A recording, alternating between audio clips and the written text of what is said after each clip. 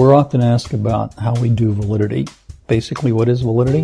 If we take a speedometer as an example, your car's speed is what's being tested. So a speedometer is valid depending on if it's too fast, too slow, or just right.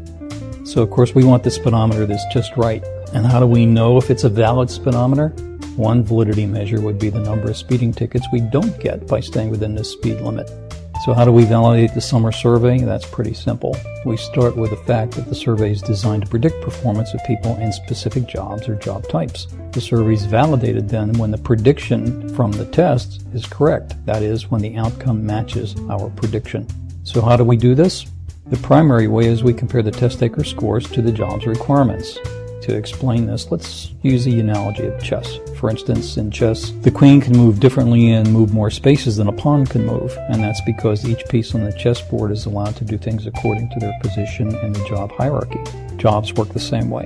Each job does what it's allowed to do. The survey, in other words, predicts whether the person can do the job of either a queen or a pawn, for example.